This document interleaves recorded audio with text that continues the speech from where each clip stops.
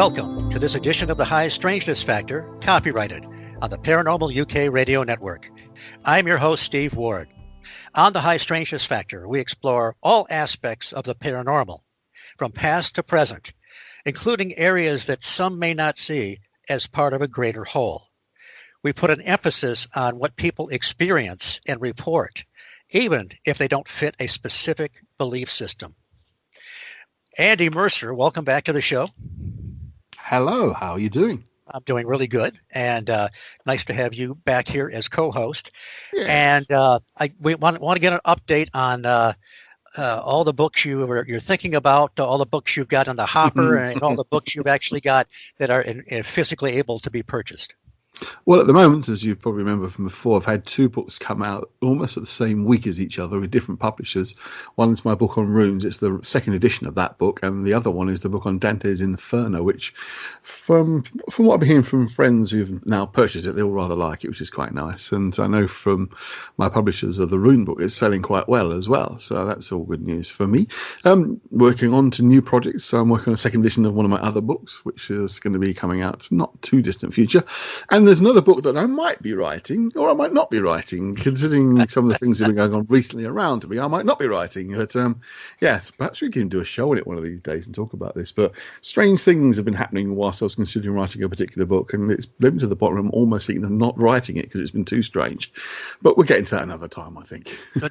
Yes, but if there are strange things happening, think what an excellent chapter it will make in your book as well. Absolutely. It would be an epilogue, definitely. It's the details of some of the strangitudes that have occurred whilst composing notes for the book. I haven't even started writing the thing yet. It's just the notes and weird things have been happening. So You'll be a modern day John Keel, because as anybody knows that read the Mothman Prophecies, he seemed to attract quite a bit of strangeness. He had he even admitted, freely admitted that he became extremely paranoid during that time period. So I'm not hoping you become extremely paranoid, but if you do, it'll make a great chapter.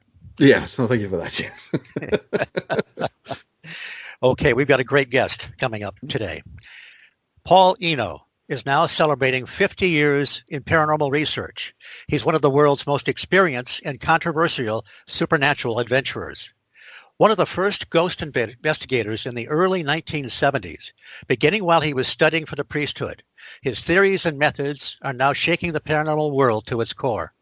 Paul's early mentors included parapsychology pioneer Dr. Louisa Rhine, Friar John J. Nicola, S.J., technical advisor for the film The Exorcist, the legendary first-generation ghost hunters Ed and Lorraine Warren of The Conjuring fame. Paul graduated from 2 seminaries, but in 1977 was expelled from a third because of his paranormal work with less than 2 years to go before ordination. He ended up as an award-winning New England journalist, including 6 years as a news editor at the Providence Journal. A popular Fate magazine author in the 1980s and 90s, Paul has written numerous articles and co-authored or contributed to 4 other books with authors such as Brad Steiger, Timothy Green Beckley, Nandor Fodor, and others. He's the author of 8 books on the paranormal and 2 on history. 2 of his earlier works, Faces at the Window, First-Hand Accounts of the Paranormal in Southern New England, 1998, and Footsteps in the Attic, More First-Hand Accounts of the Paranormal in New England, 2002, both from New River Press, are already considered classics of paranormal literature. 2 titles are co-authored with his son and colleague and radio co-host Ben Eno, Behind the Paranormal, Everything You Know Is Wrong, Schiffer Books, 2016, and Behind the Paranormal 2, Bigfoot, Mothman, and Monsters You Never Even Heard of, Barking Cat Books, 2017. Paul's latest title is Dancing Past the Graveyard, Poltergeists, Parasites, Parallel Worlds, and God, Red Feather, 2019. Several of Paul's cases have made headlines around the world, including the Bridgeport poltergeist outbreak of 1974 and the ongoing Litchfield County, Connecticut, paranormal flap. Paul has appeared on the History, Discovery, and Travel channels, and he and Ben have lectured all over America and in Europe. Along with Ben, Paul has co-hosted the CBS Radio 2009 to 2014 and the WOON 1240 AM 99.3 FM Boston, Worcester, Providence Sunday destination show Behind the Paranormal with Paul and Ben Eno for over 12 years. The show has an estimated 3 million listeners around the world. His websites are behindtheparanormal.com and newenglandghosts.com. Paul, welcome to the High Strangeness Factor. Well, thank you very much, Steve, and Andy, hello. I don't know if you have any breath left. That was written by a very verbose publicist some years ago. Well, I read it and I thought this is a pretty damn good intro, so I'm going to read the whole thing. So there you go. So I guess where I'd like to start is how is it that you came your interest in the paranormal? We all have our journey. We all have the path we took. But you were also a seminary student. So did your interest kind of kick up when you were undergoing that kind of study, or how did it all work out for you?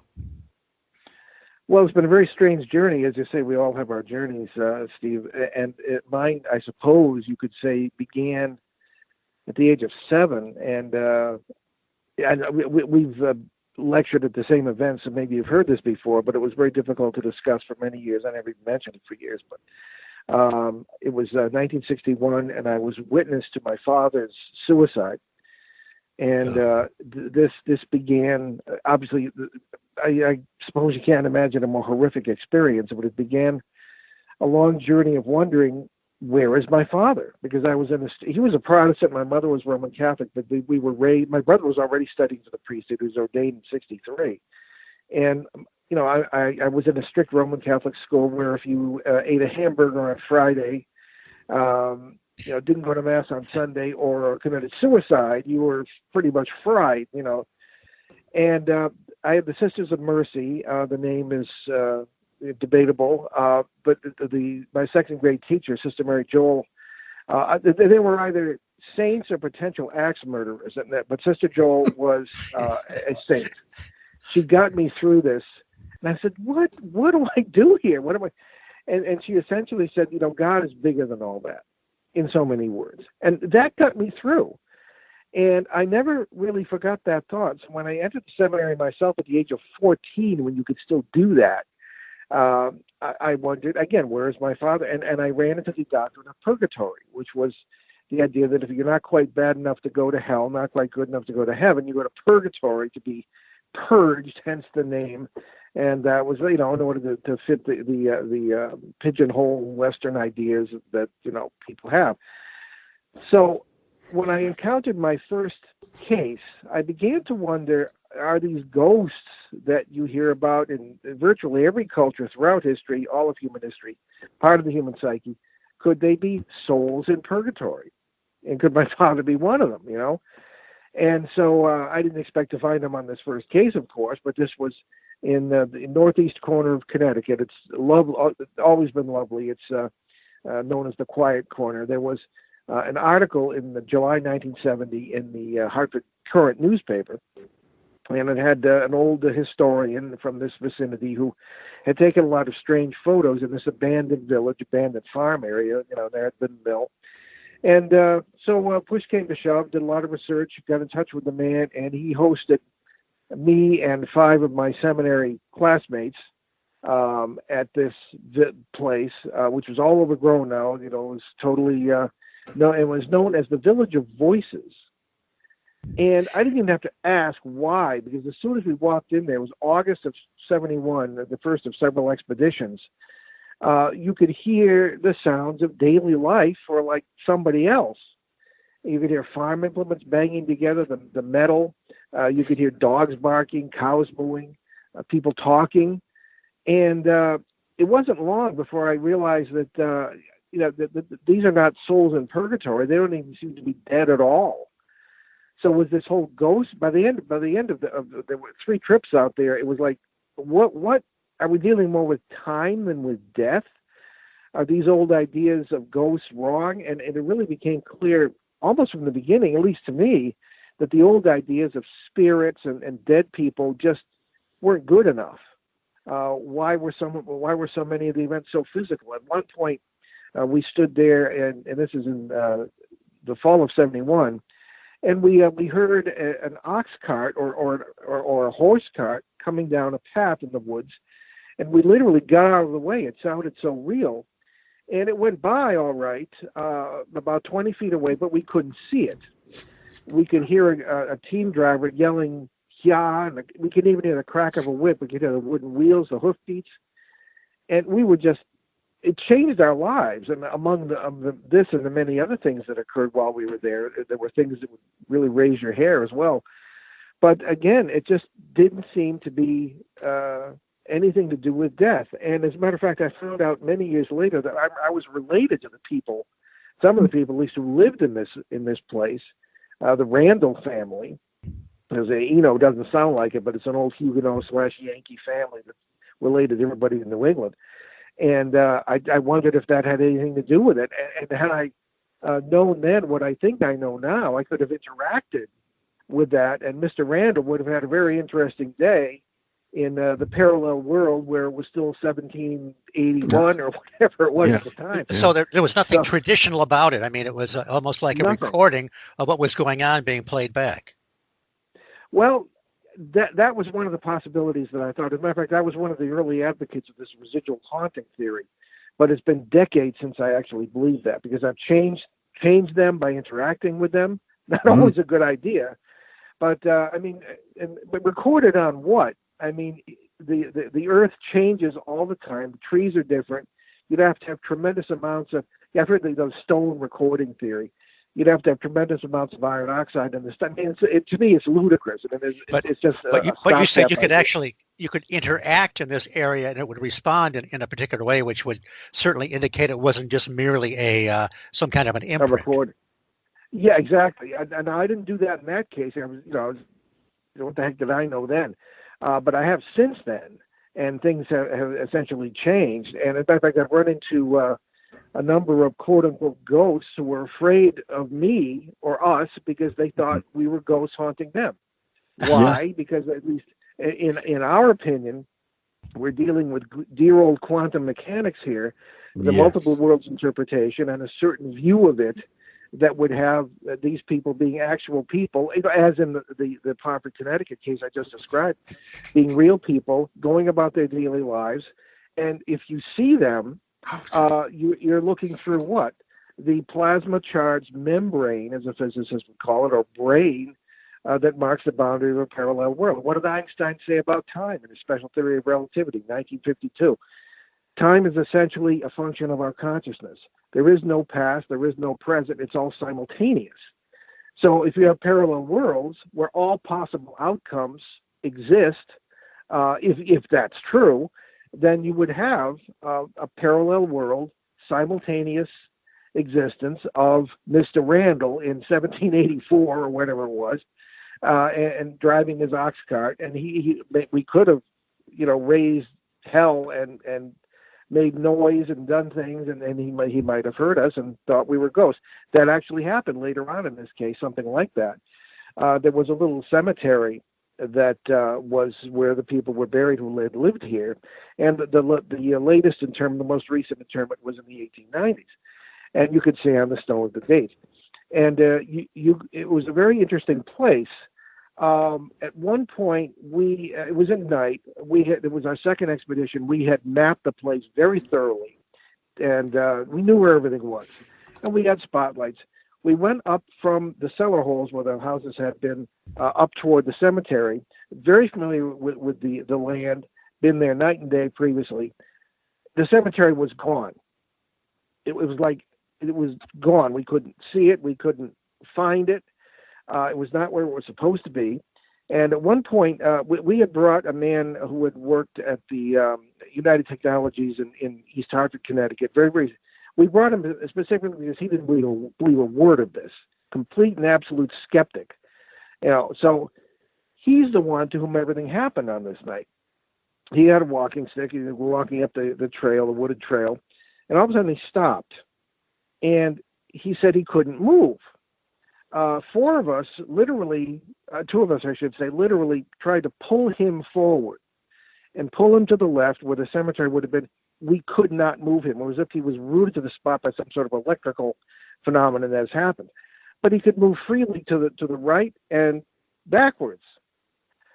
We were trying to figure this out when all of a sudden he began to sob. And you had to know this guy. This guy, was not this kind of emotional person. And he doubled over on his walking stick, and he felt that we should not go to the cemetery that night. He didn't want to ruin it for the rest of us, but something was telling him that we must not go to the cemetery. Some kind of thing was going on or what. Then we heard the voices. And you know how you can hear a group of people talking? I mean, it's in English, but you can't really quite make out what's being said. This was a group of men muttering in a low voice. It couldn't have been more than 10 or 15 feet to our left in the direction of where the cemetery should have been. What I think happened is that we had entered an intersect point. My son and I have actually had to invent an entirely new vocabulary just to talk about this stuff. And I think that when one has a paranormal experience that is legitimately paranormal, you are partially in that world, and whoever or whatever's happening is partially in ours or yours. And I think that's what was happening here. There were rumors of this cemetery being haunted from day one, late 18th century when it was established, and people started to be buried there. People would see, quote, ghosts reclining in the branches of a certain elm tree, unquote. And I actually got a photograph of one of those at one point during this case. But I think that we may have entered, I suppose, what would be called a classical time slip. We may have been the first ghosts to haunt that cemetery when it was established, and we might have been the origin of the legend. I mean, this is a mind-blowing kind of thing. But those might have been men at the first funeral in that cemetery or whatever at that point. But there were definitely a group of men there. And I mean, this is how wild this can get. And as one thought leads to another. And this is one possible conclusion. That again, time all being coexistent. There we are. So I don't know. Well, so that was again one of the many absolutely things. Agree with all of that. One question: how is it that it was a group of seminary students that went there to do this investigation? Yeah. Well, yes. Well, this fall of 1971 trip, there were seminary students, and there was Mr. Mercier. Or Mercier, as you'd say in Europe, I guess, who was the skeptic. And he later said in debriefing that he felt as if something kind of was trying to possess him, although not in a negative way. Yeah, I had to work that out. I'm just wondering how that happened. I wouldn't think that, at least back in that time, that they would create that kind of a field trip for a group of seminary students to go and investigate. This is entirely unofficial. Oh, okay. And this is what started to get me into. Oh, no. No. As a matter of fact, people think that the paranormal is the purview of priests. Well, no, they don't teach you anything about it, at least not then, and I don't think they do now, except unless you're sort of singled out, and that's rarely the case. The seminary faculty at St. Thomas Seminary in Bloomfield, Connecticut, where I was a student at the time, was very negative on this. I tried to keep it quiet, but you can't do that at any kind of school. There's no secret. When I went in 1976 or 75, I should say, actually, I went in 73. I graduated in St. Thomas 73 and went to Waters Hall Seminary. Doesn't sound like a Catholic seminary, but the Bishop of Burlington, Vermont, my boss, wanted to keep me out of mischief and sent me to a seminary I'd never even heard of in the middle of nowhere, right at the Canadian border, the St. Lawrence River, in the middle of the tundra, But he didn't count on Father Lawrence Carter, who was the priest who lived at the seminary. And he didn't teach. I didn't know what he did. And he knew that I was involved with Ed and Lorraine Warren. He called me to his room one day, and it turns out, after a number of conversations and a little bit of time, he was the Catholic chaplain at the St. Lawrence State Hospital just up the road. He was also the exorcist for the Diocese of Augsburg. And I ended up his assistant, working on 10 different exorcisms while I was at the school for 2 years before I graduated from there. And the faculty there was very, very helpful. They set up special courses for me in abnormal psychology, things of this kind. And I was very impressed But the ones who threw me in '75, I kind of developed a love affair with Eastern Orthodoxy, and I figured this is a little more authentic to early Christianity. So I did something that does not happen in Roman Catholic seminaries. I left the Roman Catholic Church to join the Orthodox Church. They didn't know what to do. The bishop had a big investigation, but they let me graduate. I thought that was very big of them to do that. And I went to the Orthodox seminary. They're the ones who had enough of me. They didn't like the Warrens. You're a new convert. Keep your nose in your books. And and so 77, I was out the door. They didn't even want to talk to me. So your middle name was Trouble. Yeah, something like that, easily. Well, I was a troublesome questioner.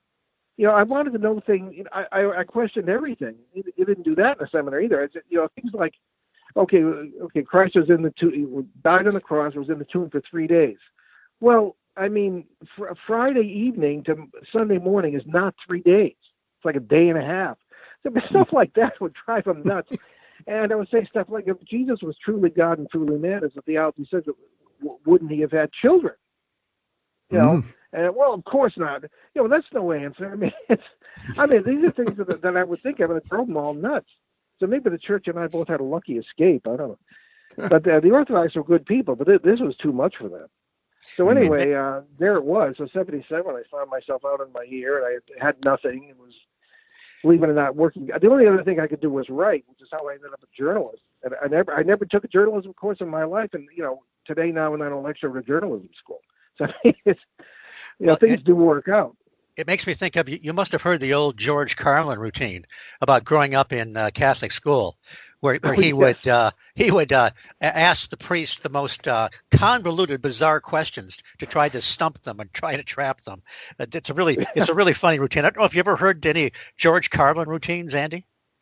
I must admit, I'm not familiar with him. We'll have to look him up. Well, he's definitely a very, very, very funny guy. No longer with us, unfortunately, and he showed up in movies once in a while. But he did a hilarious routine on Catholic school. Anyway, now this gets into an area that I've always wondered about.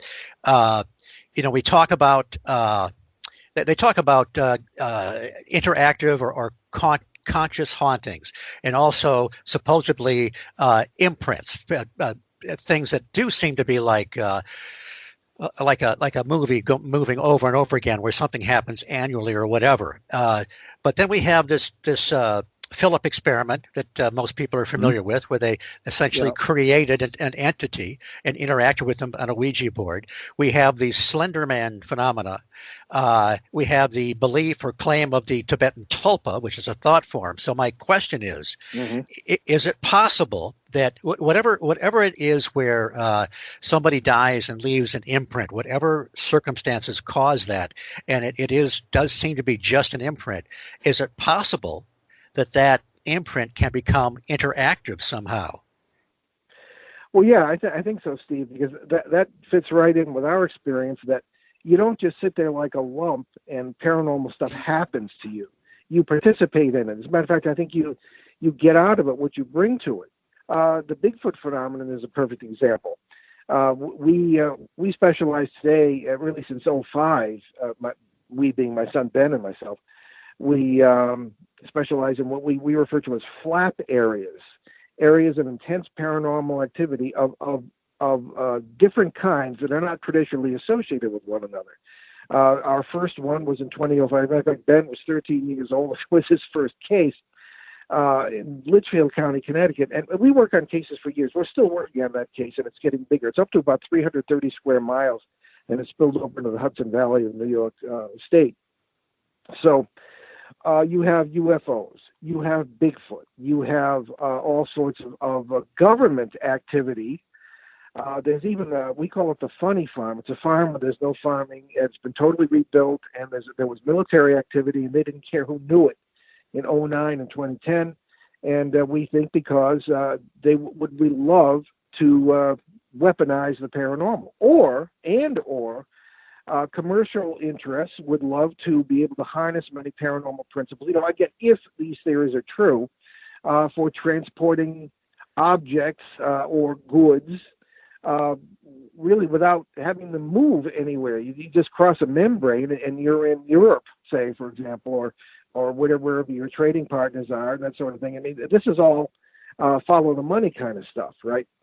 So there are all kinds of odd things happening around there, and also in Pennsylvania, where I had my own Bigfoot encounter on September 16, 2016. And again, to illustrate these perhaps intersect points and things that intelligent versus residual hauntings, as they're traditionally known, which I don't believe in, but I could be wrong. I always say, they give a disclaimer, we could be very wrong about this. But there are ghostly phenomena taking place in these flap areas as well, particularly shadow people kind of thing. So in Pennsylvania,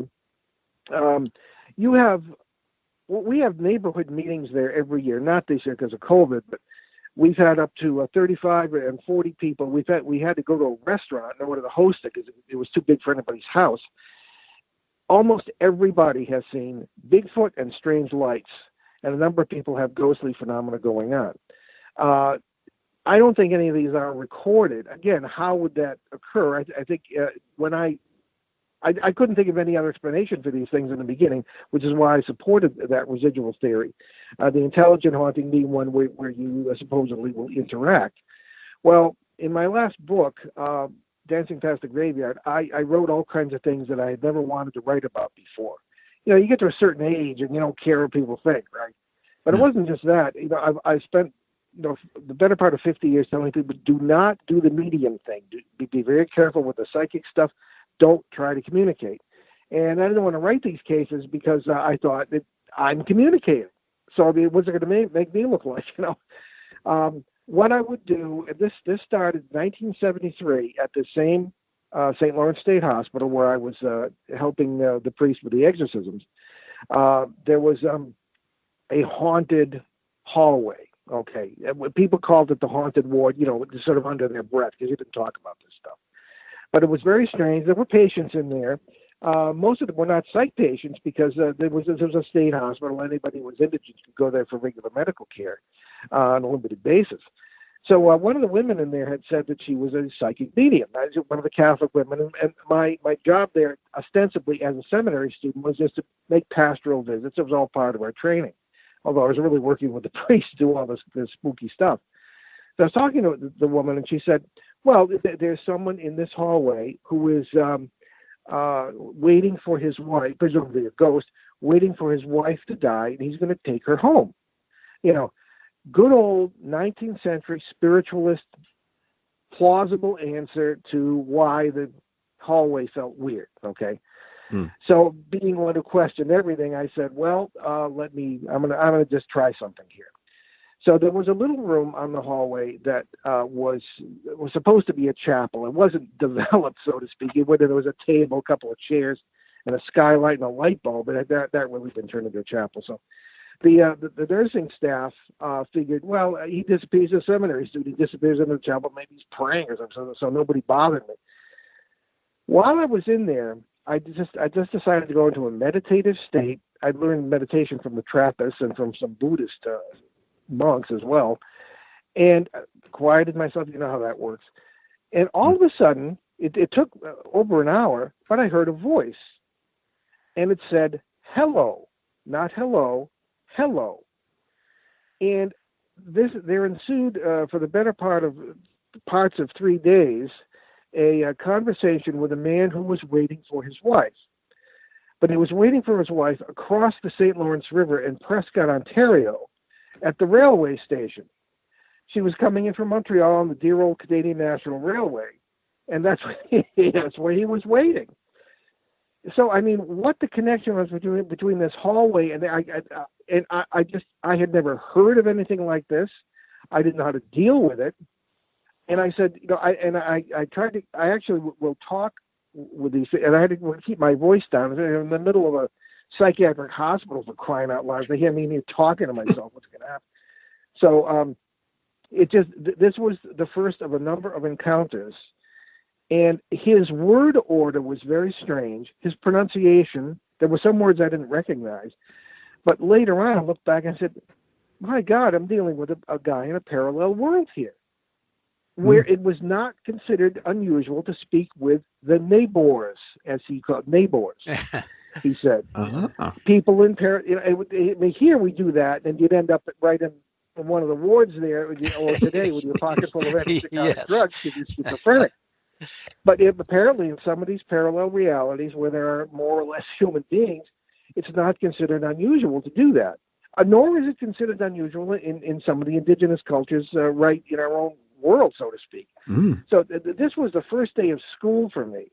And I think maybe I'm on the second day of school, but not much farther than that. Because so I mean, as far as recordings on the environment or intelligent haunting, I think what I've seen blows all that away. Makes sense.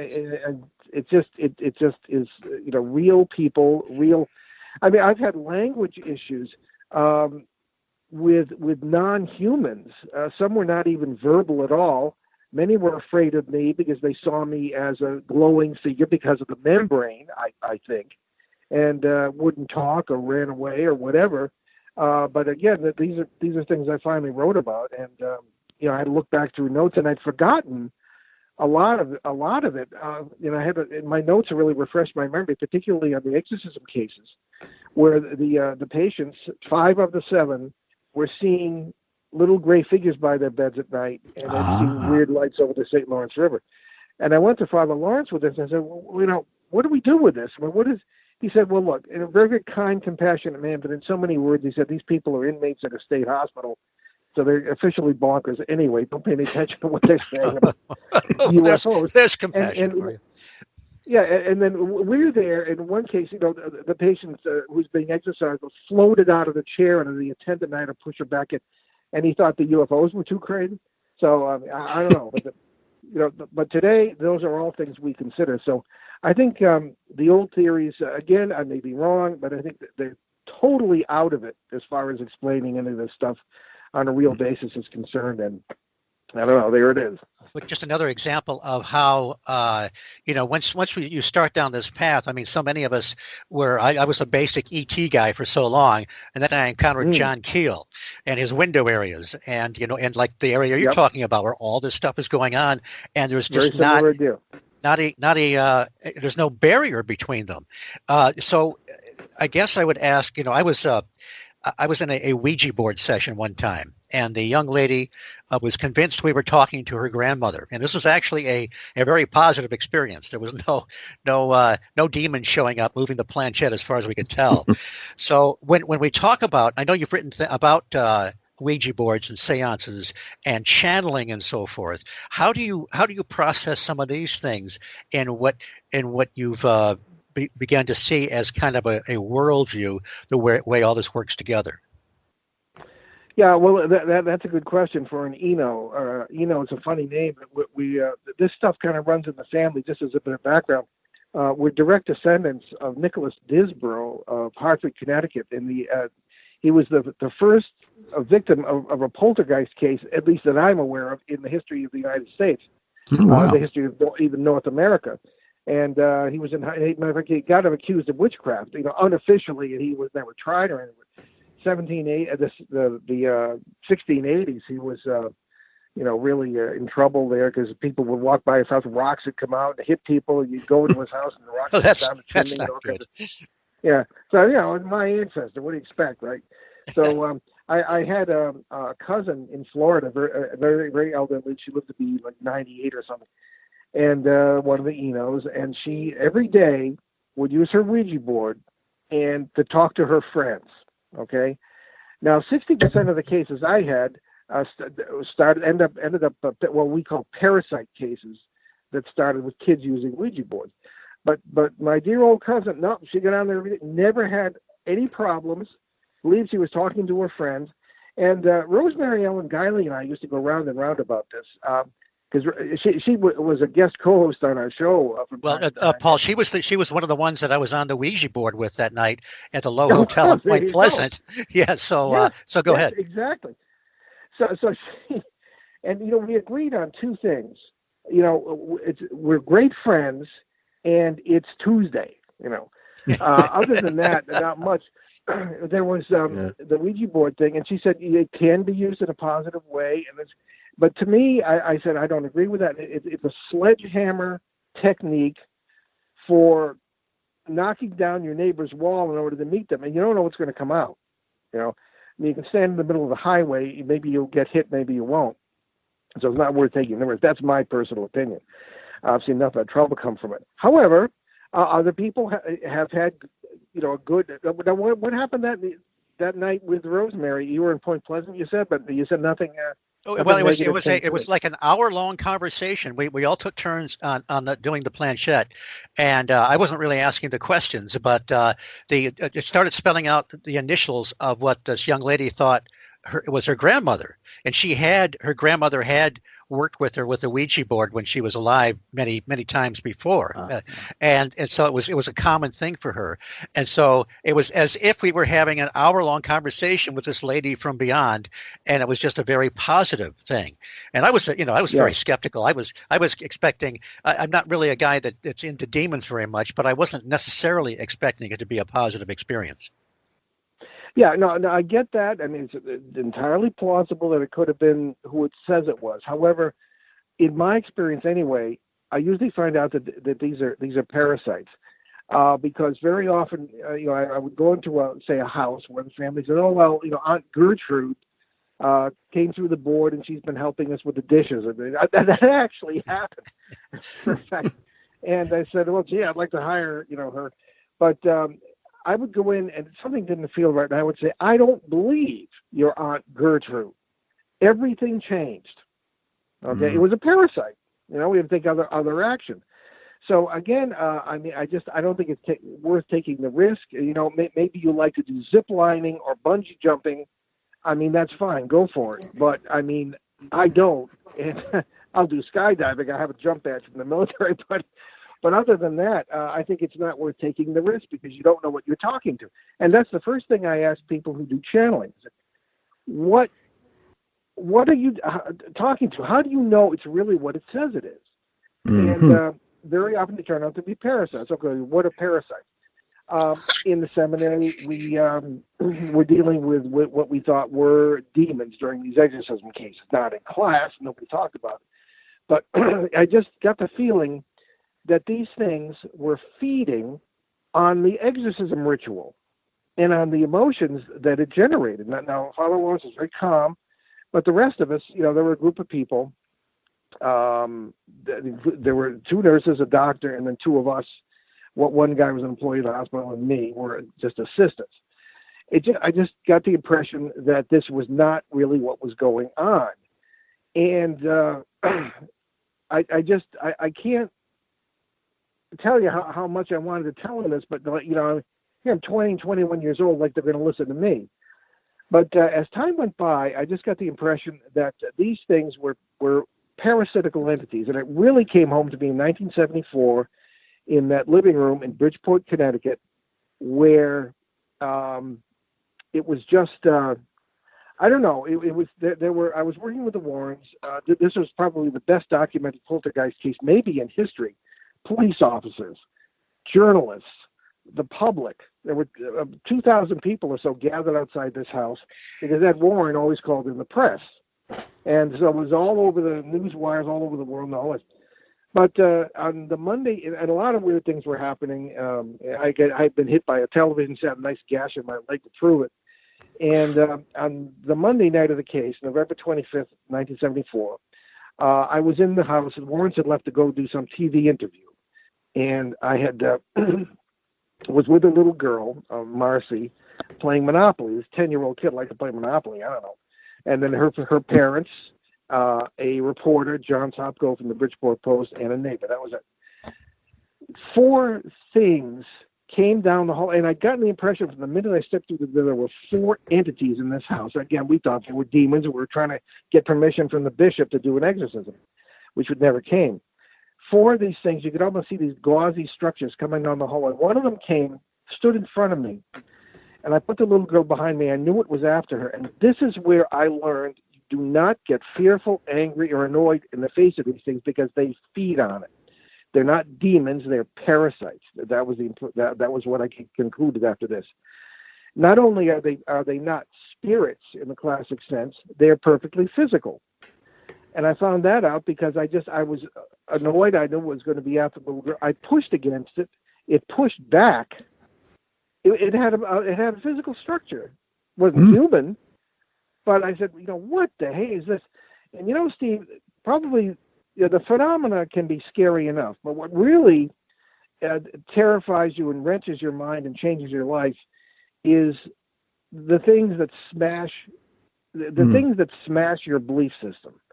Because all we really have is our belief system. And at the time, I was still in the Roman Catholic Seminary and I had that belief system, and these are supposed to be spirits. They weren't supposed to act like this, and they certainly weren't supposed to have bodies. So that really got me into the idea that these are parasitical entities. They're part of nature, and I always say today's paranormal is tomorrow's science. And we're dealing with undiscovered science here. So John Keel, he used kind of a catch-all term he used as a literary device, ultra-terrestrial. But the idea was that they were a natural condition of the planet. Yeah. And yes. But so they take many guises. Rosemary was very much into the jinn phenomena, thinking that was the source.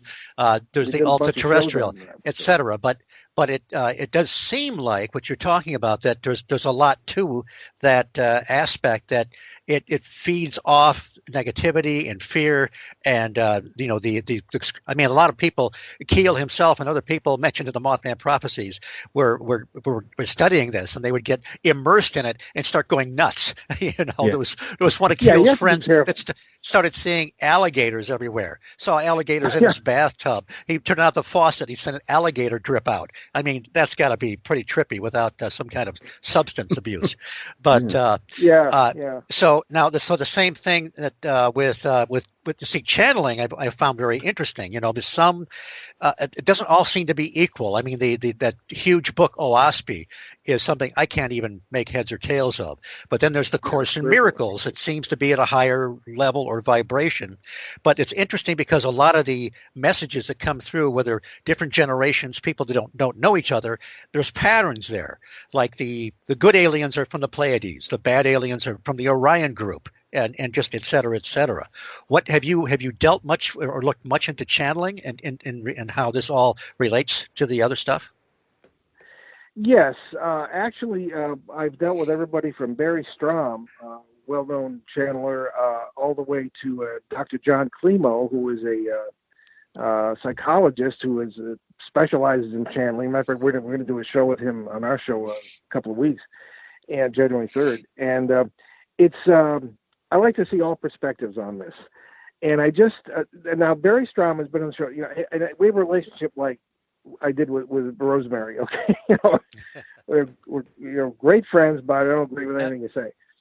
Yeah, great lady. Absolutely. And Barry will come on, and a sweet guy, elderly fellow, and he's had a conversation with Jesus. Okay. Or Abraham Lincoln. It's never Lars, the reindeer herder from Lapland. It's always King Henry VIII or George V. Some really famous person. And so, and I think maybe it's true. One of the points of view I take on in a positive way is, okay, if you're not talking to parasites, you're going to be talking to somebody. You may be talking to an aspect of yourself, which could be perfectly legitimate as far as channeling is concerned. And here's why. One of the principles in the quantum mechanics as we approach it, the multiple worlds theory, is that all outcomes are out there. That includes all possible versions of you and me. A perfect example was some years ago, back in the 90s, when I was speaking at Mount Ida College near Boston. And I got a kick out of it because half the kids were studying to be undertakers. I thought that was funny. And I was talking about human relationships in the multiverse, the community of perhaps infinite parallel worlds. And when I speak at colleges, I love it because I get great questions, and I sit down in the armchair, and they come up to me as if I was Santa Claus, and they all tell me their story. Well, two freshman girls came up, and they said, why is it that we saw each other on registration? They'd never seen each other before, and we were sisters from the start. There's like they had known each other for years. But and I said, well, at some point in the multiverse, you are each other. At one, somewhere, somewhen, they knew precisely what I meant, and they went scurrying away all happy that they had an explanation. I run into this all the time, and people are familiar with these ideas. You talk to shaman, and I've talked to shaman in Quebec, and I've spent time with shaman in Australia, and they say the same things. This multiverse idea is correct. They may couch it in different terms, but there are all kinds of versions of yourself and versions of that you perhaps can communicate with. You could be your own guardian angel in a sense, in worlds where you can speak with the neighbors, as Gilbert there, the guy I was talking to in Ontario was discussing. And I think you might these channelers might very well be communicating with people. They may have reached an identity point, as we call it in our lingo, where they are in touch, whether they realize it or not consciously, with an aspect of themselves that might be Abraham Lincoln or Winston Churchill or even Jesus Christ. And again, first day of school kind of stuff. But I think that could certainly make many channeling sessions legitimate, even Ouija board stuff. But again, there's so many parasitical incursions in both that I don't know if it's worth taking a chance. There are other ways to do it. I remember years ago, I was an old Phil Donahue program. He had a parapsychologist on. I wish I knew who it was, but he was talking about automatic writing, and he said that while he believed some of it was, you could be contacting those that had moved on. Some of it was definitely coming out of your own subconscious, and he said that you had to be careful. He said that it would start out being friendly, and then it could become very intimate, but then it might become very nasty and sort of on the attack mode. Yet it was actually, he said, coming from your own subconscious, and he suggested it could be used as a therapeutic method. But I don't know. That would freak me out, man, if I was doing some kind of automatic writing. I thought that's kind of similar to what John Keel ran into when he was talking to these people that firmly believed they were in contact with the Space Brothers. It would be the same kind of thing. They'd have this relationship. They'd be friendly. Then they'd start giving them prophecies, and some would come true. And then the big one, the saucer's going to come down on the hill and take everybody away, and nobody shows up. So it seems like that. And even if you remember Alexander David Neal, who wrote Magic and Mystery in Tibet, supposedly created that tulpa. I don't know if you remember. The whole thought form. Yeah. Well, she said it was friendly and kind of a little bit mischievous at first, and then it got real nasty, and its appearance changed. I just saw kind of a strange pattern there, but it all kind of goes back to what you were talking about, kind of an perhaps an aspect of us, of our own consciousness. Well, that's what I thought the possession cases were about. Eventually, I thought that a parasite had found an identity, and some of the conversations with these things was bizarre. One of them knew all about my father and said it was there, and it said it in a foreign language that the doctor had to look up. It was Malay, and had it said it in English, I would probably would have ended up a patient at the place. But they didn't want to tell me until May, when the school year, May and June, the school year was ending, and the priest said, "I don't feel right having you go home without knowing this." But in any case, I think the whole idea of parasites, I don't think they're thought forms. I think they're creatures. Right. Matter of fact, I've seen them working in several parallel worlds at the same time. 2004 in King of Prussia, Pennsylvania, I ran into a case where ostensibly girls say, "Well, we feel the house is haunted, and we're very nervous." The thing yells at us verbally and everything else. Turned out that there was something going on in the backyard in a parallel reality, in my interpretation, probably a murder or something. The parasite was feeding on that, but when it couldn't get enough to eat there, it would go into the house and bother the girls and pretend to be this dead guy. And then there were other quote-unquote ghosts in the house who were just people living there, occupying the same space in a parallel world, and it was bothering them too. And I was afraid of the girls because I thought the girls were ghosts. This is how tangled up this gets. Speaking of which, I think we're dealing with quantum entanglement in a lot of these things. So that's another story. Do these things have form? some kind of an identity or outline, or are they always how we interface with them or imprint on them? Oh, the parasites? Well, I think they're nature is full of mimics. You got bugs that look, stick bugs that look like sticks, and either to prey upon their prey or to avoid being prey. In the case of the parasites, I think that they'll often do the mimic thing in order to prey upon different people or even families. There are about 9 different species that we've identified over the years, from the wise, as we call them, who are not wise in any sense that's good for us, all the way down to the brats, who are like 2-dimensional thinkers and act like children. And there are a number of characteristics that will give away that they're parasites.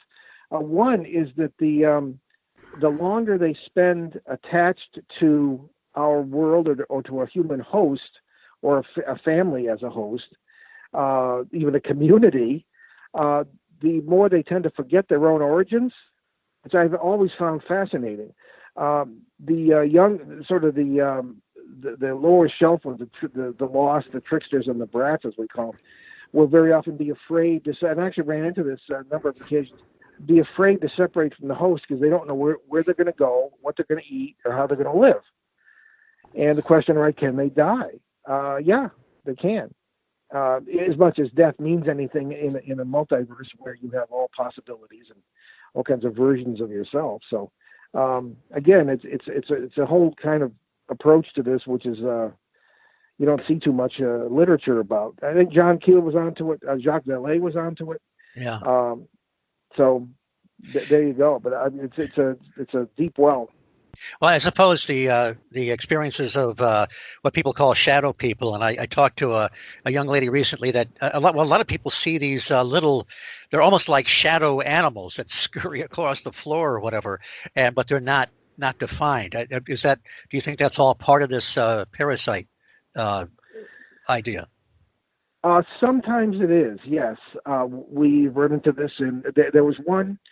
Well, it was sort of a combination case in the Pennsylvania Triangle we've been working on since 2016. It's a new case for us, but one of the houses below where I had my Bigfoot encounter was having a shadow person problem.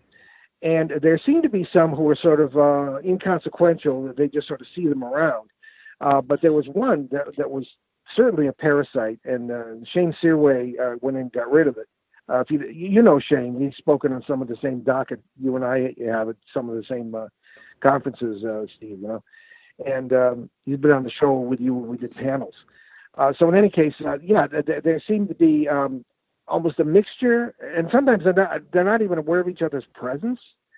But when you have a flap area, particularly where you have intersect points all over the place that move, that will bring in combinations of different worlds to a certain physical location, which we think this is all about, you can have things like that happening. So they do see to this day some of the sort of nondescript shadow creatures, but they seem to be just passing through. We see this a lot. In the Connecticut case, there's a farmhouse where this case started, the flap area case we call the Lithuania Triangle.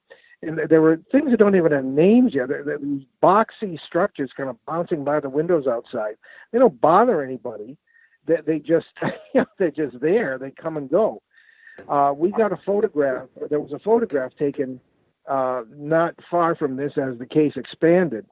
And there were a number of break-ins that were occurring, but nothing was taken. The police couldn't figure it out. No fingerprints.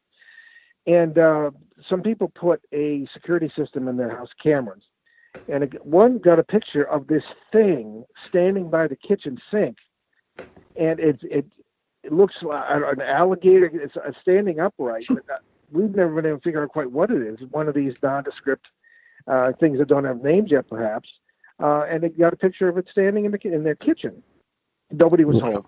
But I mean, this is reproduced in Dancing Past the Graveyard. That picture. This would help explain, I mean, every once in a while, you've got your kind of your basic cryptids. You've got some of your winged cryptids, and some are similar and some are not, and your Bigfoot type creatures.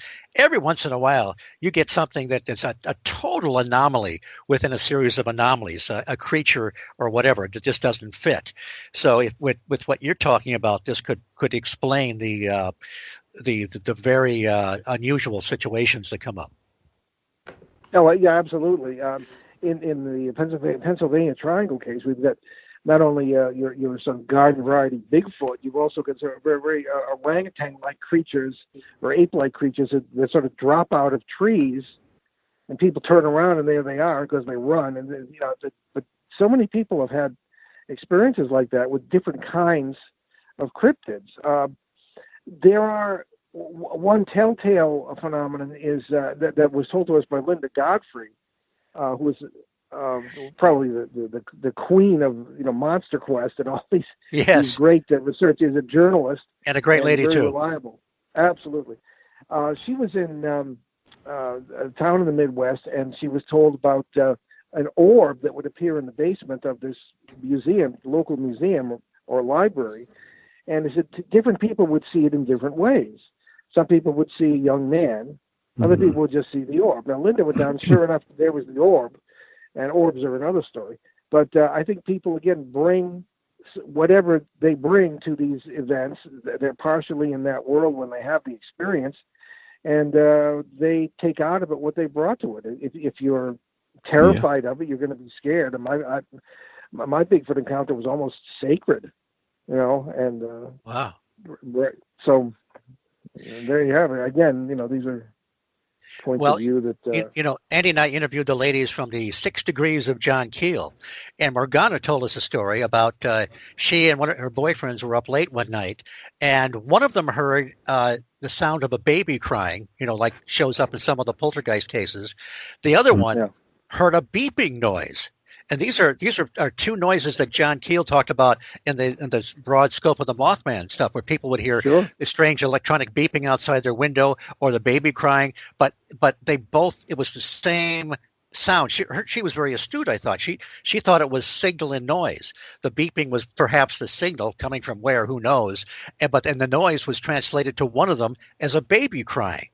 So that was just bizarre. Let me do my station identification here.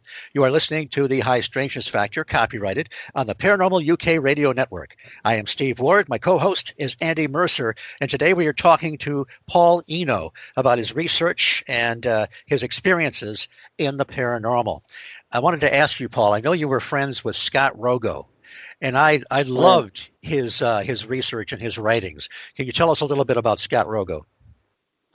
Well, Scott was first of all, it was funny. He was a poltergeist researcher among many other things. And I know that he and Keith Harari, whom I also know, they were involved in experiments with out-of-the-body experiences. And Scott told me at one point that they lived both in California, and Scott was saying that he looked up and there was Keith kind of walking down his hallway. He had projected himself into Scott's home, and Scott was he was a real, I think, astute researcher. He looked at the ghost phenomena. He looked at all these things. I don't think he didn't quite get to the multiverse idea, but he was working on it. Now, unfortunately, I was in the Providence Journal newsroom in 19 days. I was a wire editor, as a matter of fact. So, all the stuff came into the AP and all this, I would decide what went in the paper. So it was 86 or 87, and the news of his murder came over, and I almost fainted. I said, "What?" I mean, this guy's a friend of mine. We had a couple of jocular experiences. The British magazine Magonia, at one point thought that Paul Eno was a pseudonym that Scott Rogo was using. I remember. I've got Magonia. I used to subscribe to it. I had no idea that they thought it was a pseudonym. I mean, this goes way, way back. We're talking about the 80s here, the early 90s. And Scott and I had a big laugh about it, and we wrote to Begonia a joint letter and said that I actually do exist. So it was, for a magazine that once questioned my existence, they actually had a rather good book review of one of my books a couple of years ago. So I guess One of his all has been forgiven. One of his great books was Haunted Universe, not to be confused with Our Haunted Planet by John Keel. But he dealt with bleeding statues and weeping photographs and UFOs and like you said, he seemed to have the a perfect balance between true skepticism and an inquiring open mind. And I loved his book, The Search for Yesterday, about his exploration into reincarnation was one of them. And his Haunted House Handbook and an Experience of Phantom, just really good stuff. I wish he's someone that I wish I could have known. Well, the great tragedy was that had he lived, he would have done so much more and created so many more great books, and I think we would have gotten to the same place in the end. But I want to go back a little bit. You had mentioned this hotspot, this high strangeness area in Connecticut, and I've heard you talk about it over the years. And I remember way back, it seemed like it was a little more, you thought about it as being a little more localized. Even there was a particular house, I thought, where a lot of these crazy manifestations were going on, almost as if it was the crossroads of the multiverse or something. Can you just give us a little more about what this area is like and what kind of things you found there? Well, yes, it's a relatively small town with a farming country around it, horse country and all. And this house was near a lake, and it was it was a 1793 farmhouse. It had started out as a general store, and then 6 generations of the same family they're still there. And they read my book Footsteps in the Attic. And they said, well, this multiverse idea is the only thing that explains all the goofiness that's going on around here. And the woman had kept a diary for over 60 years of the strange things that would happen in this house. Among them is this is the house I would describe, the strange things bouncing by the window. That they would sit, the entire family testified to this. They would sit in the living room and they would see legs dangling from the ceiling and walking as if on a surface that wasn't there. And they were almost used to this stuff. And because the dogs, they had a couple of dogs, and the dogs were basket cases because of this. But at one point, Ben and I had to go down into the basement and convince the great-grandparents of the current resident who were long gone that she was not a ghost haunting them, because they seemed to be afraid. And then, and because they themselves had we don't even use the term death. I don't believe in it. Translated some years before this. So it was the first day we were there, August of 2005. Ben and I were sitting. You could feel people walking behind you. The whole 6 generations were still there. She has recordings of things like this. You can hear fabric being unrolled as if it was still a general store. And one of the weirdest things is that you can hear horses galloping down the hallway. All right. And my first time there, I went. I was it was kind of stuffy. I went out and I heard a horse gallop by, and to the point where it was stirring up the wind. And the leaves on the tree, the low-hanging leaves on the trees, were stirred up by it. But of course, you couldn't see it. Now, I'd had experience with things like this before, but the place, I mean, you name it, it goes on there. And one of the things, somehow, I don't remember exactly what made me do it, but in the mid-'70s, I somehow decided I'm going to look outside this, whatever house I was investigating at the time. And I want to see what's out in the yard, if there are any kind of stimuli out there going on. And at one point, I talked to some neighbors, and I said, yeah, well, we saw, this is supposed to be a ghost case. We saw a huge light come out of the sky and land in that field. And when you can get the neighbors to talk to you, you'll almost always find that they're having weird stuff too. And this is how the whole flap idea began, because it keeps expanding. At one point, right across the road, and again, this is semi-rural. The houses are separated by acres, several acres, and the house with the legs and the whole thing where the case started.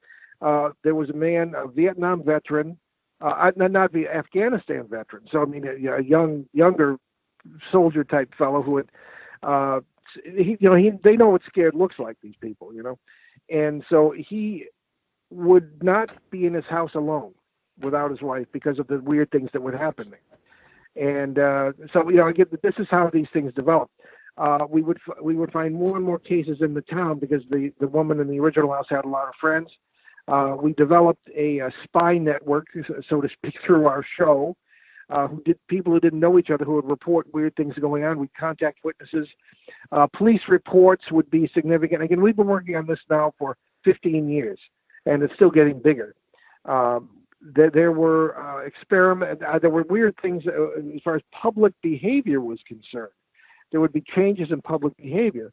For example, people began driving. This is in about 2014. People would begin driving on the left side of the road.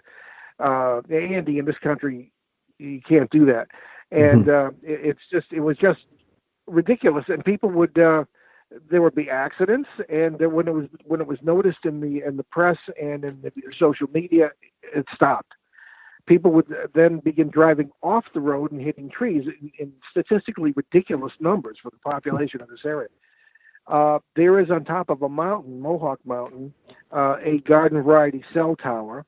And then next to that is a thing like I've never seen before. And my military experience is like 40 years old, but nevertheless, we've taken photos of this and shown it to technicians for utility companies. They didn't know what it was either. One wonders about microwave manipulation of human behavior. I don't know. I'm not competent to discuss that, but we are looking into that with people who are. And again, this is the area where the Funny Farm is located. Military activity, 2009, 2010, people would say they would be taking a walk with their dog, and military people or people who look like the military would turn them around, courteously but sternly, armed with M16, say you cannot walk here, but please turn around. Mark D'Antonio, well-known figure from MoveOn. He's a mutual friend of ours, Steve. He himself is from that area, and he's had a strange experiences himself. He said during that military period, a friend of his would fish at a brook where he'd fished all his life, and a Humvee pulled up with armed troops in it and said, "You can't fish here anymore." I mean, what's that about? And again, I think it's the military experimenting with the multiverse, and lots of things have happened. That makes a lot of sense. You referred that before. If they can, if there's any way they can manipulate this for some kind of weaponization, I mean, they're going to be on it. Even if they can, somehow tap into this through force of will or concentration or whatever. So I would hate for that power to get in the wrong hands. If it's even tappable, I don't know if it is or not, but. Well, we always run into the military, or something that looks like the military in these flap areas, and we're working on 6 of them right now. We always run into that.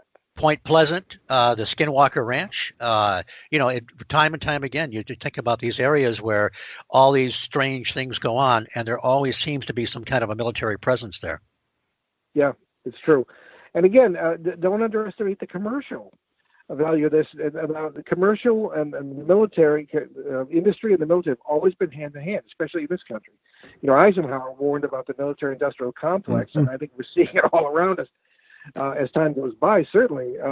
And even in these cases, the commercial value of harnessing some of these multiversal principles, if indeed that's what it's about, would be staggering. So I think it's all part of it. There is another story. A couple more stories I'd like you to tell. There was, I asked you about it on when we were on Mac's show together, Mac Maloney's Military X-Files, and it was when you encountered some kind of an entity in an attic. I guess I'm not sure what the circumstances were.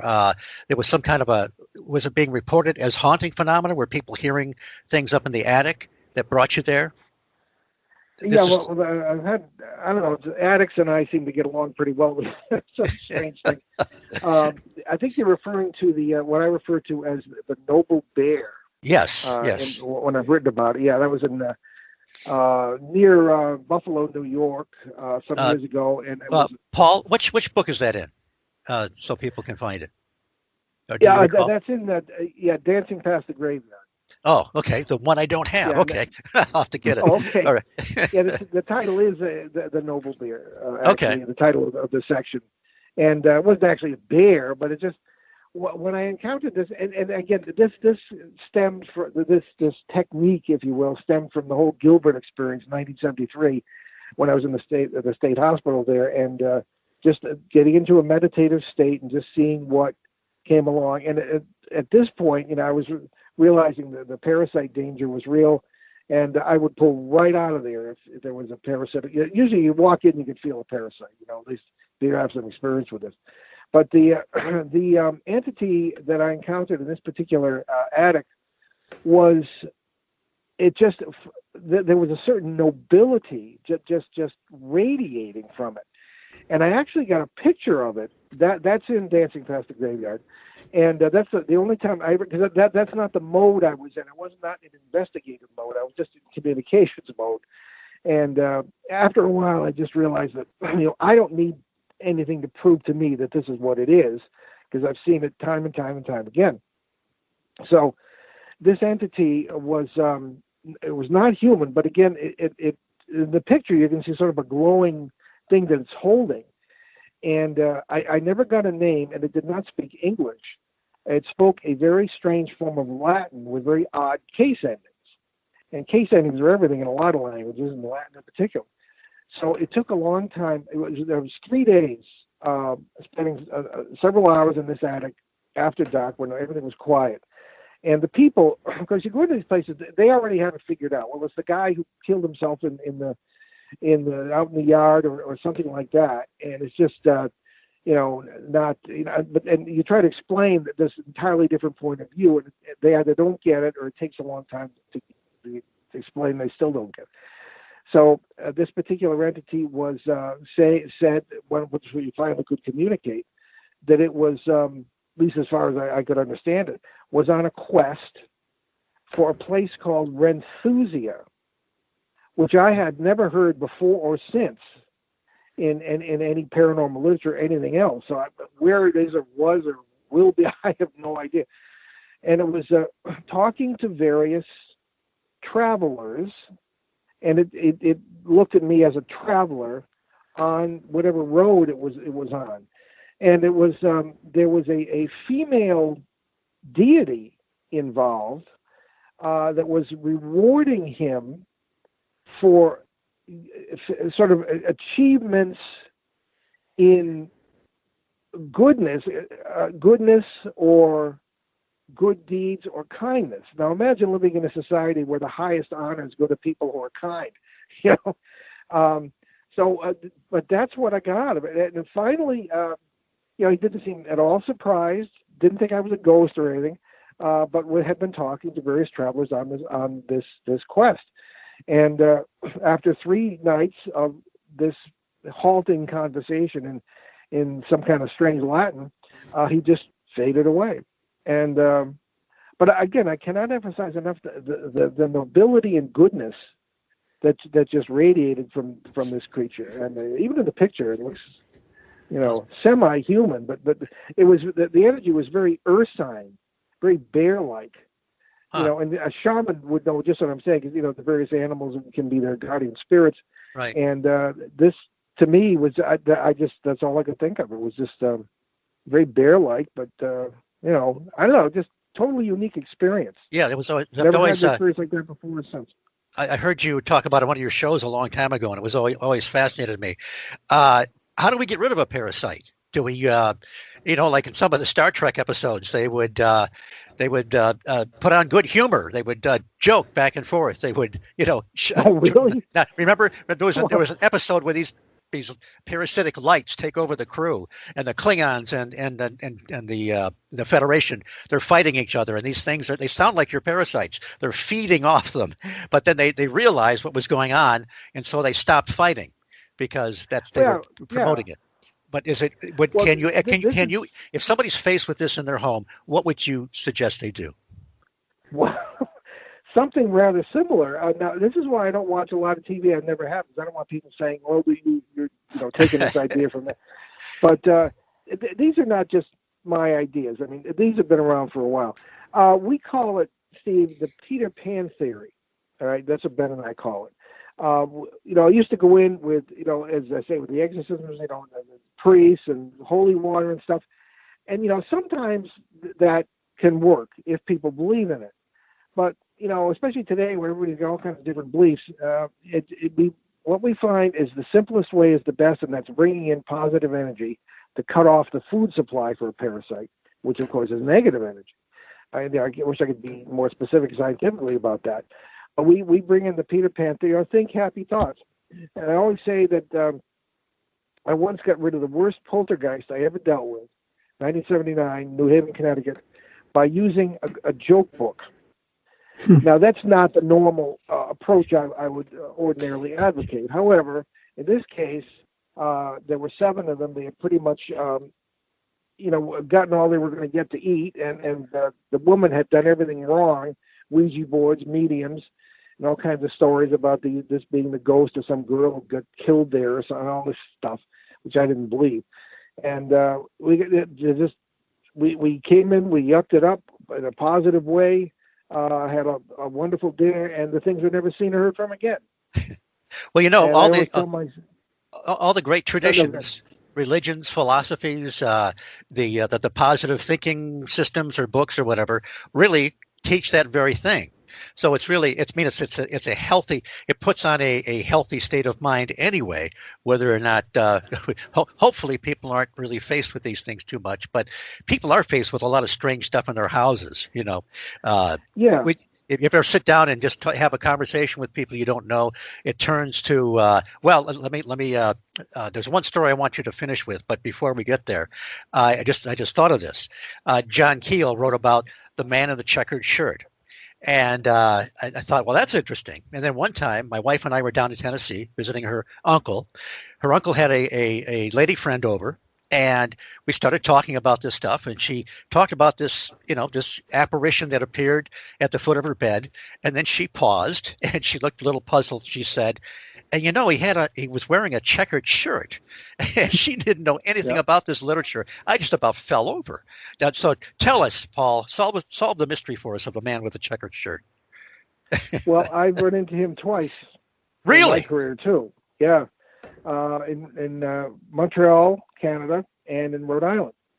And you catch a very quick glimpse of it, but he's walking behind a building or walking behind a truck. And in both cases, I found that he was a parasite. Now, there are certain archetypes that, to use the Jungian term, that crop up in cases, and this is one of them. And I think, again, maybe the parasite or a thought form or whatever it is, projecting itself to look like something that's non-threatening might be involved here. Another archetype is the little girl with blonde hair and sometimes flowers in her hair. I run into her time and time again in cases that usually turn out to be parasitical. So, and then the whole Slender Man thing. Now the checkered shirt guy and the blonde kid are all well-known themes in many cases, but Slender Man was pretty much an internet phenomenon, right? As you know, and this was as people concentrated on it. I think whether they could have created a thought form, or they could have rung the dinner bell for parasites, which I think happened in the Phillip case and all this other stuff, where these things are attracted to what's going on and looking for food, and they will very often find it. That's why they turn negative. That's my thought on some of that anyway. So, you have these archetypes, and the man in the checkered shirt is one of them. What about the grinning man? That too. That's a relatively new one, okay? I don't know if that's an internet phenomenon or not, like Slender Man, but these all seem to be related to shadow people, the whole shadow people thing. And because Heidi Hollis, I'm sure you know, coined the term shadow people, and I always give her credit when I talk about shadow people. well, Keel talked about the grinning man in almost the form of an alien and bedroom invader, and Yeah, it was just, and even Indrid Cold. That we won't go down this road because we'll get too far off track. But Yeah, the exactly. Indrid Cold of the Mothman prophecies seemed to almost fit that archetype as well, possibly anyway. Yeah, and in northern Rhode Island here, we had what was it? Romar Bolak was supposedly the name of, I guess, our local Indrid Cold here, sort of. Really? And he very much says the whole idea of the grinning man. And I've spoken with local people who actually saw him, and this is back in the early '60s. And what's his name? What's the name again? Romar Bolak, Bolak. The first name I'm a little fuzzy on, but it was Bolak. And if you look up Joe Ferrier was a major UFO guy from around here anyway. Yeah, and he we were on our station since 2009 here locally, and we'd see him every Monday. He did the afternoon talk show, and we'd always run into him. And we finally got him to come on our show and to say things he'd never said in public before about some very interesting experiences with people he had encountered as a boy who were very strange, and then encountered them later as an adult, and they had not aged. At a UFO conference, this sort of thing, really interesting stuff that he had never said publicly before. And you can go back in our archives and see the show with Joe Ferrier. What I'd like to do is, I hope you'll come back sometime because he's another interesting guy. There's one more story I'd like for you to tell before we wrap up. But Andy, is there any questions you want to get in here? I've been hogging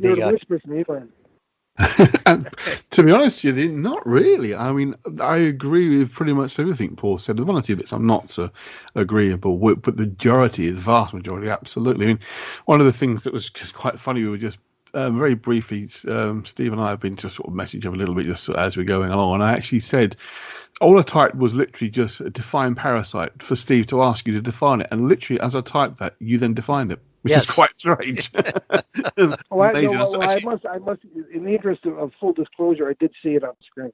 Okay. Oh, okay. Oh, no, you spelled it now. Oh, you should have kept quiet, Paul. We would have had this great synchronicity. All right. But yeah, as you probably saw me typing, everything you were saying, I'm pretty much agreeing with all of it. Moving so fast with what you were saying, there was questions were coming to you, and I thought, well, no, he's kind of answered that one, and we moved on from that anyway. But yeah, I agree with pretty much everything you're saying. I mean, one thing that I found quite interesting, you were talking early on, was about this idea of observing each other, phenomena where a supposed quotation marks ghost sees you, responds to you, and you respond to them. I often tell this story, I'll just say it just briefly, of a friend of mine, an experience he had in a library in London quite a few years back. He was doing some research, he's a writer, and it's a very old library building. And he was basically in one small corner of the library, surrounded by books, sitting at a desk working. And a man in what he described as Victorian clothing literally appeared from nowhere, came sort of around a bookcase, looked at my friend, looked surprised to see him. My friend was surprised to see this man. Looking at each other, each was registering the other one looked strange and seemed out of place. The man then walked off and disappeared behind a bookcase. And my friend checked, there was no one there. It was like a window open, two-way window. They'd seen each other. And he said he often tells the story himself, and he really quite spooked him. But it was clear this man, who was clearly in Victorian clothing, could see my friend. And my friend obviously could see him. So it was that very much that window.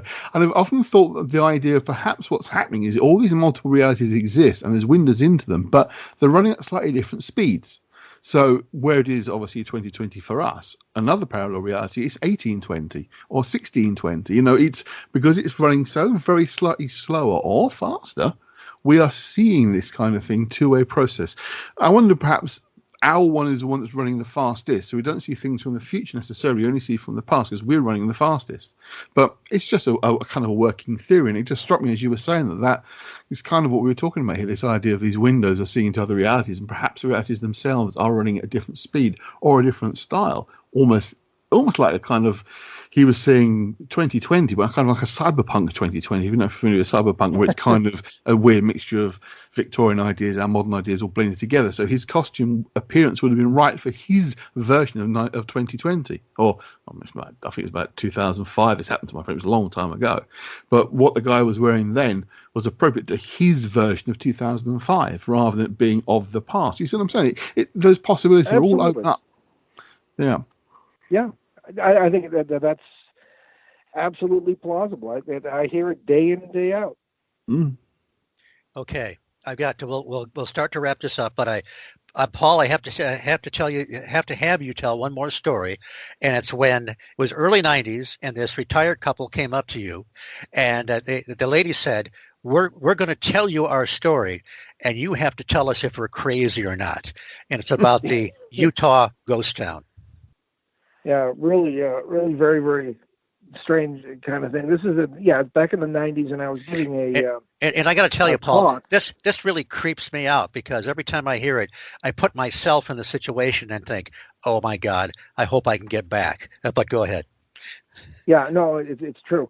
Well, this woman, elderly, very distinguished woman, her husband and she had been in professional work, real estate, banking, that sort of thing. But they had a love of old ghost towns, and we don't have a lot of those in New England, so they'd go out west a lot. And they had been to Utah, and she had brought even notes that she'd taken during the trip, and it was completely bizarre. I mean, I had heard of, I'd already been running into people who'd seen ghosts of themselves and phantom this and that, and buildings and this sort of thing, but a whole town that was kind of new to me. So what happened was that they had heard about a town in Utah at a hotel they were staying at, and the manager had said, "Well, there's really nothing left there." But they said, "Well, we're going to take a ride out anyway and see if we can find some artifacts or something like that." So she said that they took the drive out there, and the town was, I believe, was Woodard, was the town. And it just said there's nothing left. But they drove up toward it, and they encountered a sign that said Woodard, but it said welcome in a different language, kind of like welcome. It wasn't W-E-L. With a K? Yeah, with a K. So that sounds German. And the whole town was functioning, but all the cars were sort of dull silver and very similar, sharp angles, that sort of thing. They were pretty well creeped out, and they got a lot of looks as they drove. They had a red van, and they went into a restaurant, and nobody spoke English. They sat down, and fortunately there were pictures of stuff in the menu, and they just sort of pointed to the guy to what they wanted. And they didn't recognize the language. It was very Germanic. And they thought, well, maybe these are like Mennonites or some, group, because there are some in Utah and Amish and this sort of. So push comes to shove, and they went to pay for the meal, and the guy didn't want their paper money. He didn't recognize, apparently, American paper money. But he would take the coins. And so they were totally creeped out by this. And they went out of the restaurant, and people were gathered around their red van, just, in complete consternation and curiosity. And they kind of got out of there where they didn't want to end up in jail or something. This is such a strange place. And again, people would speak, and they would just didn't recognize the language. The language that she wrote down some of the words. It turned out to be Dutch. So what you're doing with a Dutch-speaking village in the middle of modern Utah is another. And they left. They didn't go back because they came back to Rhode Island where they lived, and it was just amazing. They never explained. And of course, they checked later on. The town was just nothing left, ruined. There was no town there. So wow. They experienced obviously something quite parallel. Well, it's interesting that I've heard several stories like this. Whitley Strieber tells a story like this, but there's never any, there's no classic vortex like the in the Final Countdown with Kirk Douglas going into the past in his aircraft carrier. It's just that it happens, and I think Andy knows of an experience somewhat similar to this. Yes, I think Paul might find this quite interesting. It's a good friend of mine. He lived in London at the time. I lived quite close to London. He was living in London. He was seeing a girl, and they were in a place called Camden Market. Now, it's a very large, sprawling market in Camden in London. Now, there's antique section, there's New Age stuff, there's books, there's all sorts of stuff. It's a huge market. They were there for an afternoon and went on to early evening, wanted to try and find someone to eat. No, there's a lot of little back streets around the area that have restaurants in them, and they were looking for a particular one which they couldn't find that his girlfriend knew about. But they went down this back street and found this nice little Indian restaurant that they'd never seen before, and they thought, well, it looks quite nice. We'll go in there, have a meal. Now, my friend had bought some books from a second-hand bookstore that was on Camden Market, and unfortunately, when they'd finished their meal, they left, and he left the books behind. And they got as far as the tube station, and he realised, so they went back to what they were absolutely certain was the street they'd been in, down to the end of the street where the restaurant was, and it was boarded up. There was a building, but it was all boarded up, closed down, it clearly been closed for months. And he said, we were both absolutely convinced it's the right road. That's where it is. I mean, they knew Camden. They lived in the area. They hadn't seen the road before, and they hadn't been down it before. They knew it was there. But the end of the road where the restaurant was supposed to be, it was a boarded-up building. It said it was the same building, but it was boarded up. And he said it had clearly been closed for months, and yet they'd been eating in there a few hours earlier. And he said it's the freakiest thing. He's had a few strange things happen in his life too, but it was the strangest thing he'd experienced at that point. And he said there was just absolutely convinced. They hadn't been drinking or anything like that. They just had an Indian meal, and were going back to the tube.